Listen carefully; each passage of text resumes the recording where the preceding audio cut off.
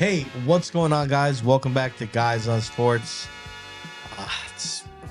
Season's over. We're here, and we're gonna recap. I mean, one of the worst Super Bowls.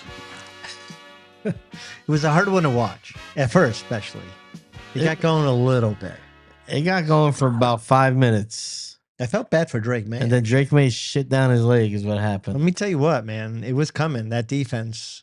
He didn't have any time. Yeah, he didn't have time, but Rocky late in that game when after they scored, got the ball back. He tried to throw 2 interceptions, and then he finally did it on the third try. I don't know what he was thinking. It was like I think they even talked about it. Whoever was calling the game, like it was not the time like to do or die. It was like a second down.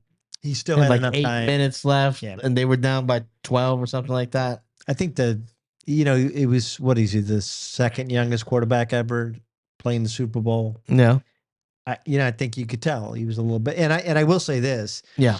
New England, boy, they better invest in the line. Because, they got most other pieces, Yeah, their left tackle was pretty bad. Yeah, I forget his name. He was getting memed all night. Just a boring all around game, but I think there's some things to take away from it. Yeah. Well, we're let gonna me get ask you into this that a real little quick. bit. Yeah, go for it. Any commercials that stuck out to you? There was one I liked. I like the Duncan one. Duncan one was interesting. I always like the Duncan ones. Yeah. I like Affleck and I liked they brought back all the old sitcoms. that was funny. Yeah. There was another one he did. Did you see that one? I don't know if I did. Okay, you gotta check that out. I liked the Manscaped. It was like when he was pitching them, or he was talking to them about what that commercial. Yeah. And letting them, because I guess the story goes in the commercial that they recorded it, never put it out, and he was letting them know it was going to be aired, and they were like sitting, they didn't want him to air it because it was so bad. It was good though. Yeah. It was fun. The Ben Stiller one was kind of funny. Yeah. Oh yeah. Yeah. The one where he was himself singing. Yeah. Yeah. I liked the Manscaped one. I don't think I might have missed it. Yeah. They had basically it was your shaved hair, but it was a little face singing in like harmony about the attachment and like missing each other. Yeah, well, missing where like your back, your chest. It was comical. It was I funny. gotta see it. I'm trying to think. I feel like there was one more that I liked. Pepsi. They took the polar bear from Coke. That was good. Yeah, it was good. That was smart. Yeah, smart. Yeah, Pepsi Zero is a good product. Yeah, we're big Zero drinkers. Pepsi. No, we mostly Coke, but we'll get Pepsi when it's on sale. Yeah, and it holds up. It holds up. Yeah, it's pretty good. Up. Yeah, they hit one. What did you think about Bad Bunny? Oh, we're going to Bad Bunny. Yeah. I thought it was entertaining. Well, I'm biased. Yeah, well, I mean, I listen to Spanish music. I mean, I listen to reggaeton. I listen to all. So I liked it. I liked the story he was telling. You were talking about the lyrics earlier. I look at all artists like that the same. Like, I listen to AC/DC. Some songs are just fine. Some songs are talking about other stuff. Like there's always going to be darkness in music unless you're listening to like more religious-based music. So I don't get too deep into that, but the music itself, there are a few songs that I liked a lot, but I really like the imagery. I like that he was unapologetic about who Puerto Ricans are. Yeah, and I think it's honestly good. Like as a child of an immigrant, I think it's good. Like I'm a proud Italian American, so like it struck the nerve. I think it was much to do like I think the outrage was overblown. I think if you were angry or didn't like the act for any other reason than maybe you were offended by the lyrics, because that to me, okay, listen, if you're offended by the lyrics, well, here's the thing, but the people like you weren't offended by them until you went and read them.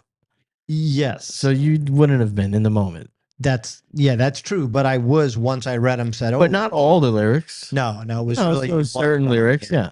So this is what I'm saying. Like if you were in the stadium, we've seen the videos of people not like you can choose to be like we've all been, well, it's been probably been a while for you, but we've all been at a party or like a gathering with people, and I've seen people from all different races, denominations, and you see music play that you could tell they're not accustomed to, and people either choose to join in or not. And I think that's what it really comes down to. People wanting to be a part of something or wanting of something to be a part of what they do or not. Because my Sicilian grandmother, if you threw on Coolio at a party, she'd start dancing Yeah. because that's her personality. Yeah. If you threw on Spanish music, she'd start trying to salsa, right? That's just your disposition. If you want to be that way, you can be. If you want to be like tune it out, you can. And I think for me, it reminded me about how my family on both sides deals with stuff like that. And it's always been with open arms and political stuff aside, because it's a way more nuanced conversation. But just a performance, music, it's obvious he's obviously one of the biggest artists in the world. So, you could have chose to take part in it or not. I didn't think it needed to be like such a lightning rod. Yeah, and you mentioned a little bit that, I think in general, like it told the story. Like I like the imagery of the grass, the sugarcane fields. Yeah, and that's You know, history. Puerto Rico. I mean, that's Yeah, I like the Yeah. fact that they were climbing the telephone poles because they often lose power on the yeah, islands. the hurricane and all that stuff. Yeah, So like, no, I thought visually it was attractive. I thought, they can dance. Let's call it what it is. Like, yeah, Puerto Ricans, they're known for their Yeah. music that makes you want to it makes dance. you dance. It's Yeah. it's not a waltz. Yeah. Yeah, Yeah. that them thoughts. Yeah. Bad Bunny. Anyways, but no, I enjoyed it. The game was a little bit boring. It was. The game. I think the halftime show was the best part of the game. To be honest with Yeah. you, Yeah. the most entertaining Yeah. Yeah. I for would agree sure. with The that. game sucked right from the beginning too. It really kind of sucked the whole time. I mean, when your kicker is like the leading And scorer. then nobody was doing anything. Yeah. Yeah, it was, But then even talk. I felt bad for the kicker. The guy pretty much controls the game, scores more than anybody. Yeah, Don't even that's talk crazy, right? about him. He should have won MVP. Yeah, that's not gonna happen. Who won MVP? Was it Jason? It JSN? can't be. No, Can't no. be. Let me look up. Had to be Darnold or the running back. Yeah. Yeah, that's possible. K9. I think it might have been K9. Yeah, now his contract's up too. You know what? That's a perfect segue while you look up if he won the MVP or not. But part of our Super Bowl takes and part of the reason we're having Super Bowl takes is that's Walker. Yeah, there you go. So Kenneth Walker, the MVP, is probably the first running back MVP since 135 rushing yards, 26 receiving who was the yards. last running back that was a Super Bowl MVP? Was it Marshall Faulk? I was trying to think. It wasn't Saquon when they won. It wasn't. It was Hurts. Hurts. Right? Yeah. Yeah. So why don't you look that up? Yeah. Because I think this is perfect for the conversation we're about to have. And that's fantasy future. What the hell is going on? I don't know what's going on. Fantasy, somebody's trying to kill us. So if you're seeing this, that means we survived. Do you hear that? Is the door locked? I don't know. You want to pause it? I mean, yeah. Before, wow, look at this. was it two details? Last running back to win the Super Bowl. Wow. It was Terrell Davis, 1998, 30 carries, 157 yards, and 3 touchdowns. That's crazy. That doesn't seem possible. No, I thought maybe I'm gonna look I again. thought Marshall Faulk, but maybe it was Torrey Holt or Kurt Warner, probably. I'm gonna look. All right, so yeah, let's keep it moving. But we're gonna talk about fantasy future ? And just the volatility of wide receivers and quarterbacks going forward, and Kenneth Walker being the MVP in this game, the runs to the Super Bowl for both of these teams, the Super Bowl itself, I think all kind of points in the direction of something we talked about last offseason, and that was the NFL trending back towards the running game. Yep. And this happens if you've been a football fan for a long time. If you're not wet behind the ears, if you're not, and maybe you are if you're watching this clip on TikTok. But the leagues in general, sports leagues, but specifically the NFL, where it's so kind of game plan strategically specific. Goes through cycles, and you see where the offense kind of has the defense in the league on their heels. And I think we're entering to where the defenses have kind of figured out what offenses are doing with the quick game. And like in that game, you seen they were triggering pretty quickly on a lot of those short routes, Yeah. taking stuff away, and just making it really hard for them to get a rhythm going, which I think was one of the biggest things. No, I think you're right about, defenses do catch up. And I think what we're seeing too is if you look, like linebacker 5 years ago was a nothing position in NFL, but now the defensive rookie of the year was a linebacker. You're starting to get, Arvell Reese, who's kind of a linebacker edge Yeah. hybrid, is probably going to go in the first round. Yep. I think you're seeing that how they're adjusting to those quick routes is fast linebackers. Fast linebackers. But I think the other thing is that offenses have gone so spread and multiple that defenses are basically playing out of nickel most of the time. Yep.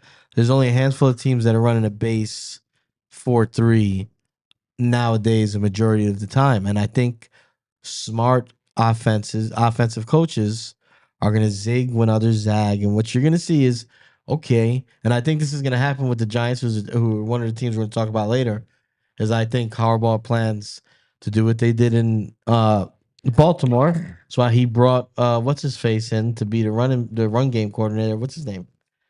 Greg Roman, who has consistently had like a top 6-7 running team. They're gonna get big guys, as many big bodies as they can up front, and they're gonna try to match them with your nickel personnel, and they're gonna or try to force you out of it. And what you're gonna have is a bunch of teams, and they're not the only ones that are gonna do it. But there are a bunch of teams they're gonna have to stick linebackers out there that really they're not planning to play that game most of the year, except when they face these handful of teams. But it's a copycat league, and I think it's going to go that way. Yeah, and they're going to match these big guys against your little guys, and they're going to start running the ball. I think run is going to become prevalent again. So I don't know what you think about that, but I do think with that, I think we're going to have that volatility though, where week to week, you're not going to have JSN and Sam Darnold being able to air it out 12 targets because the defense is just not get. It's going to be make more sense for them to run the ball. Yeah, and I think you're again like what we talked about, but you're seeing, and I can name probably 10 teams that have gone edge heavy, linebacker who could be an edge. They're rushing the quarterback in a way that puts too much pressure on them, yeah. And so they're either going to swing the pass out to their running back, in the back, or they're going to just run it all together. So yeah, I think everything you said is correct. I think I think we will see a switch back to the running back, traditional running back.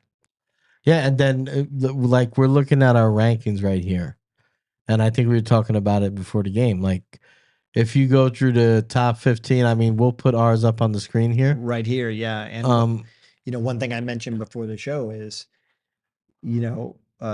everybody is kind of committed to the top three, right? And on our list, we had JSN, we had Chase, JSN, and Puka, but in our list, we had 5, 6, 7, 8. That was Lamb, Neighbors, JJ, and London. And I'm not so unsure that, like, I think any of those four could actually be 1 through 3. Yeah, that's if they fair, get hot, So I think that's going to help. Yeah, so I think all in all, and we're going to talk about this with our 3 ways to be a better fantasy player. So I don't want to shoot so many rounds here, but I do think that things are kind of changing. And if you've been playing fantasy for, 7 to 10 years at least now, you remember when, running backs always kind of ruled the roost in fantasy, but the last few years it's kind of been more wide receiver focused. But wide receiver, like Rocky said, is so deep, and I think it's going to become more volatile that running back, I think, running back, they're making a comeback. I think it's going to be in vogue to have a good running game and a bell cow running back again here. And I think it's going to kind of translate to the fantasy world. Well, and I think you've seen some teams do it really well with like a 1-2 punch. I know Tampa had Rashad White and Bucky Irving.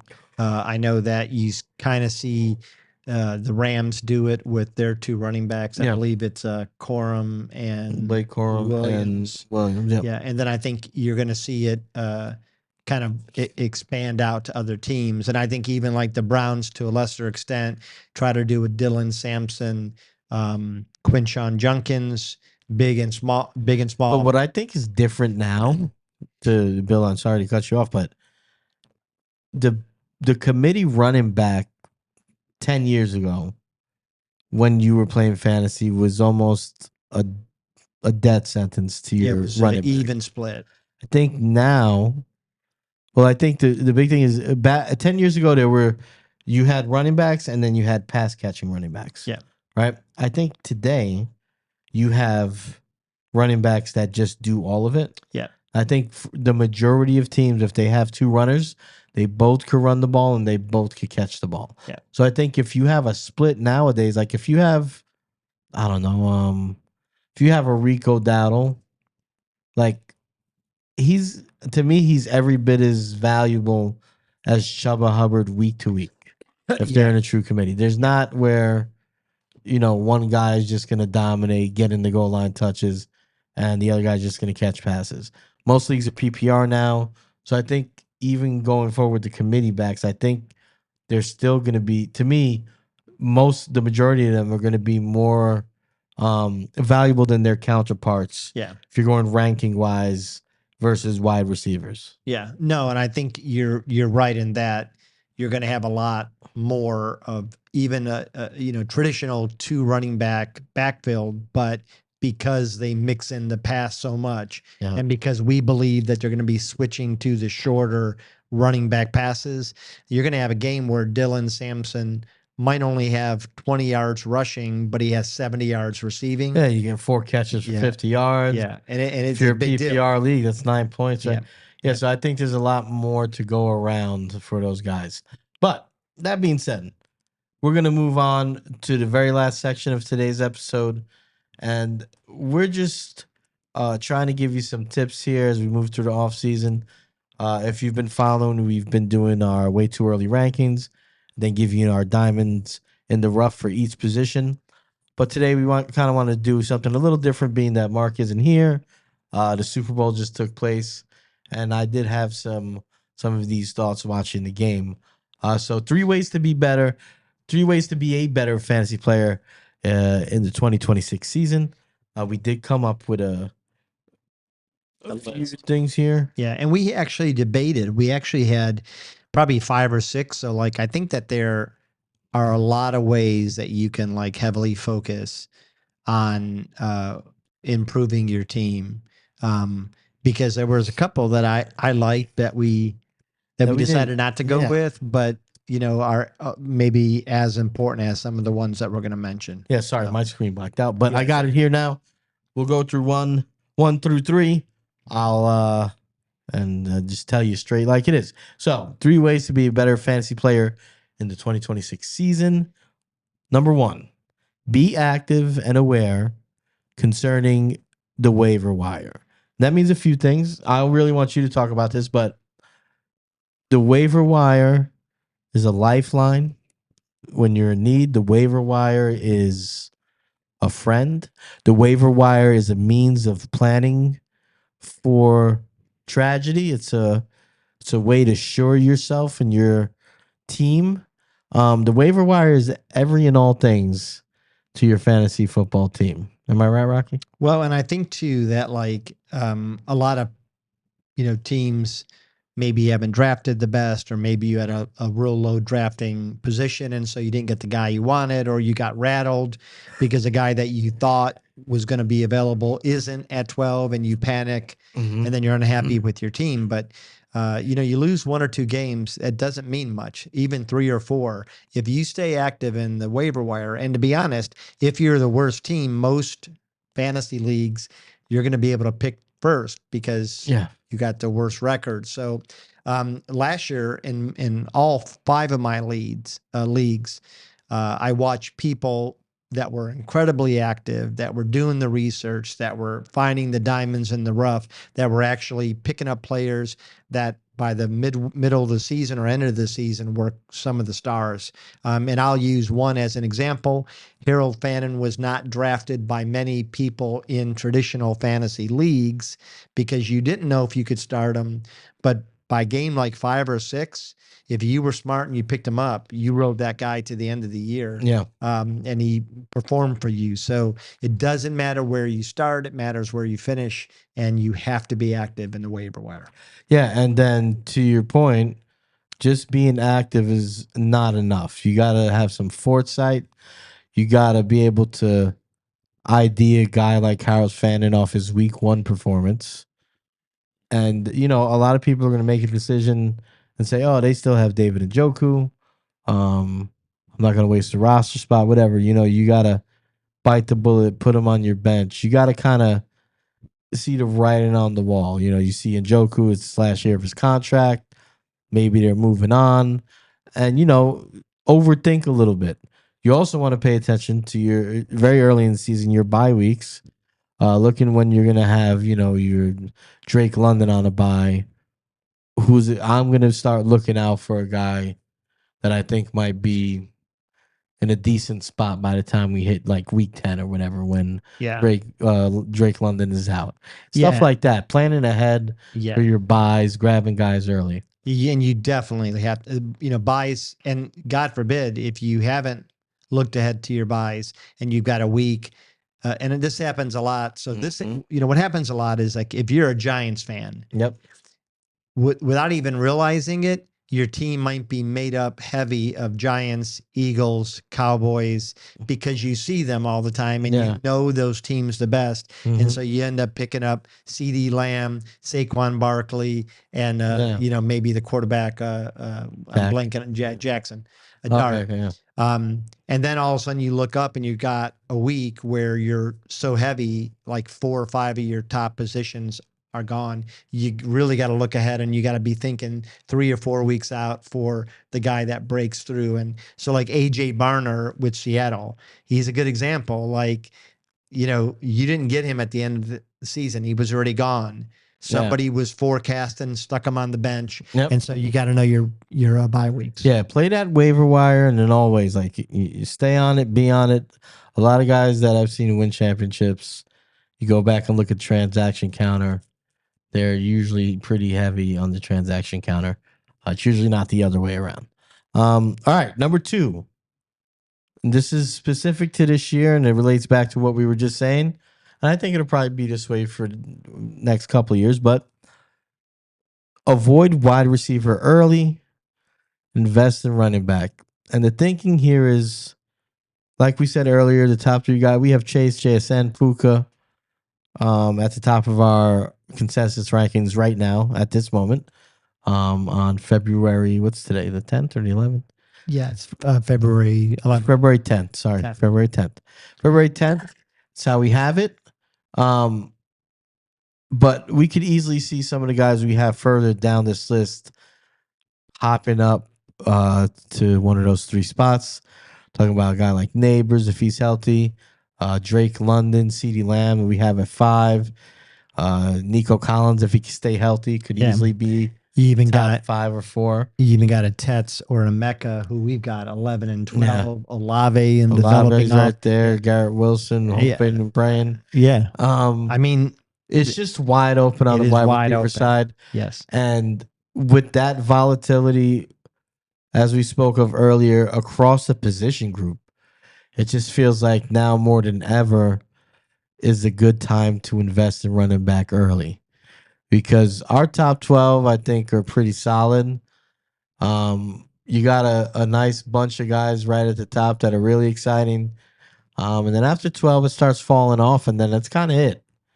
I mean, you're starting to get into some sticky situations. I say grab yourself your studs. I'd even double up this year on running back and wait to come back around for a wide receiver, because I think the guy you're getting in the 3rd round is going to have just as much potential as being in that top 3 as the guys we have up there right now. JSN coming off last season, I think people projected him to be better. I don't think they projected this season from him. Yeah, I mean, this is a special season. I mean, he finished with almost 2,000 yards. It just happens that way. I mean, and we don't know that we're gonna get that next year, but you almost are assuredly getting a guy that is not in that top 4 or 5 right now that's gonna jump up into it. And there's a lot of guys that it could be. But not only that, I think this is going to be a particularly deep year for wide receiver rookies coming into the league. That's true, yeah. And I think that there's probably 4 to 6 teams that they might draft, like the Browns, as an example, might draft Carnell Tate, and he might become their number 1 receiver, and he might have 1,300 yards out of the gate. Yeah. And there's, I think, at least 4 to 6 receivers that really bear the look. So you can pick up a Bijan by not getting that top receiver in the first round, and then follow up in the third round, getting a rookie who might perform like a 15 to 10, wide receiver. Yeah, you could. I mean, there's just so many ways to go. I just think it's going to be really important to get good stable of running backs. You want 2 really solid running backs. I mean, you want 1 stud, but 2 really good guys, and then go from there. The receivers are aplenty. All right, our third and final is invest in up and coming offenses. So this all goes back into the same thought process with the waiver wires. You want to be looking ahead. Like, we have Chase at the top of this list here, right? And he's an obvious pick, but maybe Tets is not such an obvious pick as early.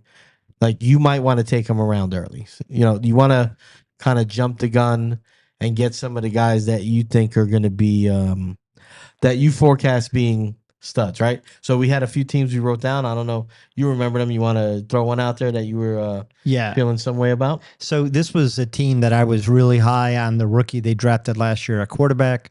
And I felt even better watching how his season progressed, and that's the New Orleans Saints. New Orleans Saints, they're definitely in a transition, but Tyler Shuck showed an incredible amount of promise. He seemed to have natural energy and synergy with Olave. I think that they are a team that's going to draft another good offensive lineman, maybe pick up another running back, still invest in offense.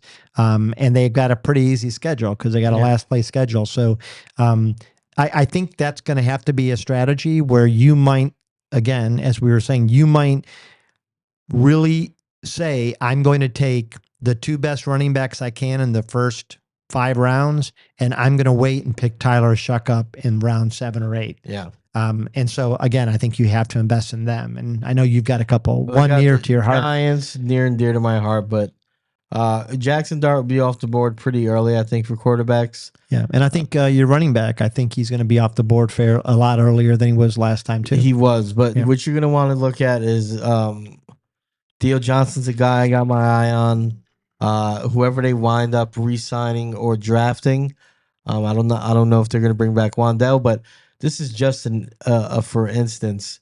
You have a team, terrible record, last place schedule, quarterback that we've seen kind of do it with less than great pieces around them. They're going to get good pieces back. They're going to go get another piece for him. I think it is a good time to invest in a team like the Giants and another team like the Titans. Yeah, I think we're both becoming more optimistic on the Titans. Partly is because we like the mix of Robert Salah and Brian Daboll, who I know you're really you really like. I don't like Daboll as a head coach. I think he was ill fit for the job. I didn't think that in year 1, but watching his tenure, I thought he didn't handle the responsibility well. But what I did like about him is throughout all of it, no matter who was playing quarterback, even when the offense sucked, he found a way to produce with anybody who was out there. Tyrod Taylor, Tommy Cutlets, even Daniel Jones had his best season before this past one of his career, his first year there with Daboll. Before he left, Jackson Dart was having a pretty dang good year. He was part and people want to not give him credit, but he was a big part of the development of Josh Allen. So that was his first head coaching assignment too, right? The Giants, yeah. And so to me, like, I think this happens all the time where, up and coming offensive coordinator, defensive coordinator get made a head coach, and they just don't come out of the gate. They're not perfect. They're still trying to figure out how to lead the entire team. It's tough compared, And so I feel like Daboll probably, after another couple great years with Tennessee, is probably going to be given another head coaching job, and it'll probably be good. Work with a good, the number 1 overall pick, talented guy. He's going to be good. I think players play for him. That's been proven. And when he gets to actually, head coaches don't coach football. No, they run organization. They run the organization. I think Daboll, when he goes back to just running the offense, he's going to have a blast, and I think they're going to develop. Well, like I told you, when you go back to Josh Allen was raw. Like, when he came in, they were calling him a bust after year 1. Yep. People don't remember that. Yep. I remember that because he was very erratic. He was prone to be inaccurate. I remember them having a conversation about him. He was saying you can't teach accuracy. Yeah, it was terrible. And him saying they can. And Brian Daboll was his QB coach and pass game coordinator. And he got his job off of the work he did with Josh Allen. Yep. I don't think that Cam Ward's Josh Allen. What do I know? No, but I think he could pull a lot more out of him. That's right. Than we've seen last year. More consistency. I think. First of all, Cam didn't have much to throw to last year. No, he didn't. And I think got to reconcile. Yeah, and I think they are going to reconcile that. I think the running back situation will be a little bit better. I think the offensive line situation, they'll probably get another piece for him. I think Daboll is a better offensive mind. And I saw enough in Cam. And so, one game, the Browns versus Tennessee, where Tennessee came back and won that game. But to be honest, Cam looked good. Cam looked like he was starting to put it together. Yeah, he was on and off. He was just not. He wasn't consistent enough, but it's hard when you don't have great options at wide out. Well, you could kind of see that a little bit with Drake May, where Drake May's best receiver in the Super Bowl was Diggs. Yeah, and Diggs is probably 3 years removed from his best. Yeah, probably. Yeah. So I think you're right. Tennessee is going to improve it, and I think they're an up and coming team. Yeah, who do they sign? Who do they draft? That might be the guys you want to target. That's right. Yeah, and maybe a less valued Cam Ward is a late round grab as some insurance to your starting quarterback. Well, and I think all three of these teams, when we're saying invest in up and coming offenses, we're kind of saying different things because, for the Giants, Cam and Jackson are probably going to get drafted really early. Oh, yeah. You're not going to be able to wait on one of their guys, but you might be able to wait to round 12 for one of their receivers or their tight end, and they might overproduce for where you draft I think them. Theo Johnson can overproduce. I agree with that. If he could clean up, he just got to get on a jugs machine. Yeah. The drops, but he makes some tough catches. Yeah. It's a big body. He's athletic and easy. He produced this year with Dart. So I expect them to be better. Yeah. Yeah. You just got to. But then I think with Tennessee, we're probably talking more about, hey, draft a rookie wide receiver. Yes. And maybe Cam is a guy that you can wait to the mid rounds to pick up as a quarterback. And I do think the Tajay Spears thing that Mark was talking about is real. I agree with that too. I think Daboll's going to he's going to use Tajay Spears a lot out of the backfield, I think. Yeah. I could see it being another. I don't know if you remember when Sproles, and I relate him to Darren Sproles because they're close to the same size.